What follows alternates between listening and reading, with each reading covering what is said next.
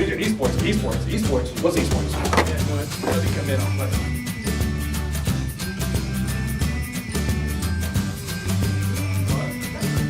This is bigger than most sports are. This is bigger than most sports.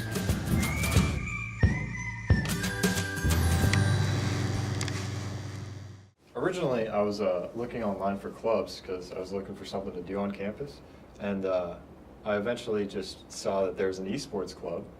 I get a message to come in. I meet Tyler, and he tells me that they're looking for a Rocket League player.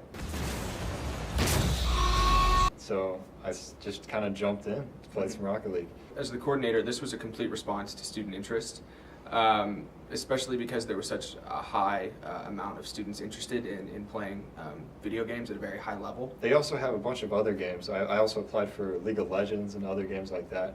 And there's just going to be a massive amount of games playing.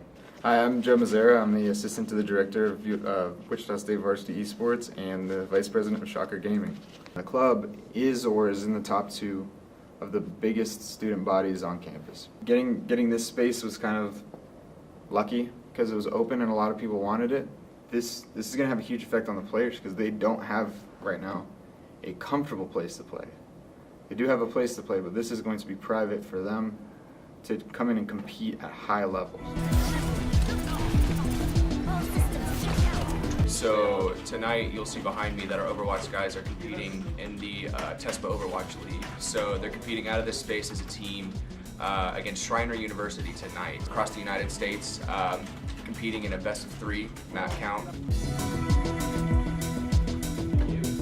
I got 3, please. Yeah, right. Yeah.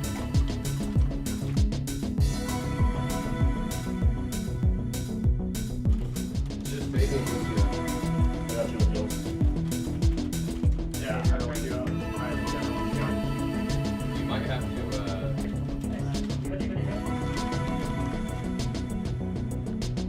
150 health, and I was like,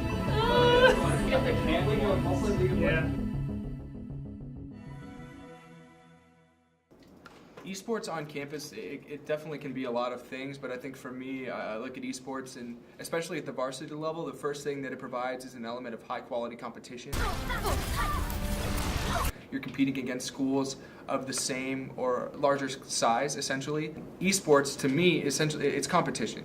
And then there's also applied learning opportunities and programming that they get to experience through the varsity program. So there will be opportunities for streaming. There will be opportunities for students to be on camera and broadcast these events live. And so there are different ways in which you can be a part of the varsity entity without necessarily being on the team. And then the last thing is kind of the student element. So we offer programming and we offer classes that we teach through the sport management department that I actually personally teach as the coordinator, which is the overview of esports course.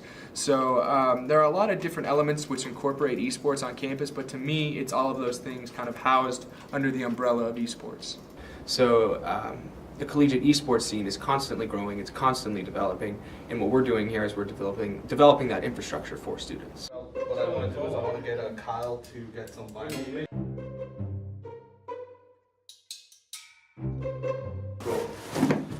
Let's start it off this. Hey, anybody? Every time you do that.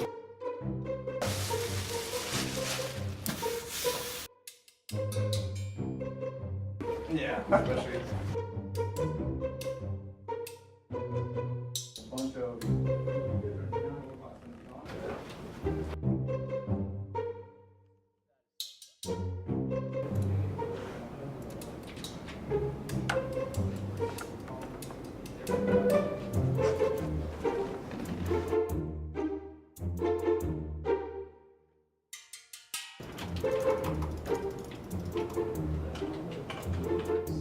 Yeah. Is Tyler playing Rocket League? Although.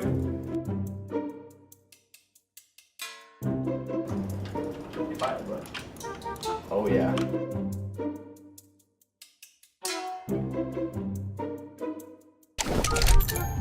It was satisfying. We needed something. I felt good about it. Thanks for coming out. I'm always very appreciative of you guys coming to the space because it just makes me feel good watching you guys play in the space. It's like a good mojo, good vibes kind of win. So you guys just keep practicing, playing hard. We ordered all this stuff about a month ago, and it finally came in all at once, so it's been just a tornado the past 2 weeks trying to get this all set up together. Cybertron CFO personally delivered these PCs to us. Cybertron being a local company, shout out to them. Thank you to Cybertron for doing that. The esports push is huge right now. The success of this space will parlay into the innovation of new spaces possibly on campus for the general public, for people to come and play esports cafes or more computers in the dorms, Ethernet in the dorms. That's something that Tyler and I have met with people about before, is getting good Ethernet in the new dorms that they're building, because there's such an interest in esports that it's becoming a necessity. Like, everybody can compete in these games at a casual or competitive level. It's very accessible. Not everybody can go play baseball. Not everybody gets to use the Cessna indoor facility, but people can use computers in any capacity. So it serves as a practical space as well as a competitive space, because the kids can come in and do homework. They can, work on their classes. There's Tyler and I in here advising them for classes, and they can come in and sit down and practice and work hard, which is what we ask of them, to be students first and competitive esports athletes second. When we got this space in the Heskett Center, Tyler and I took it as an affirmation of esports being a sport, as being athletic, as being a competitive space. I think that's very symbolic of the university taking this very seriously as a competitive avenue. It's a real competitive sport at this point. ESPN is even taking an interest in it. They have announced an entire collegiate league that they're going to run on top of the other bodies that govern esports, like National Association of Collegiate Esports, Collegiate Star League, AVGL, the College Carball Association, which we're a part of. So there's so many bodies that are governing this stuff in an official manner. This is a real thing.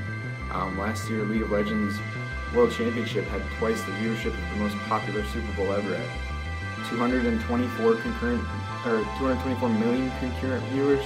So that's really huge. Like, this is bigger than most sports are.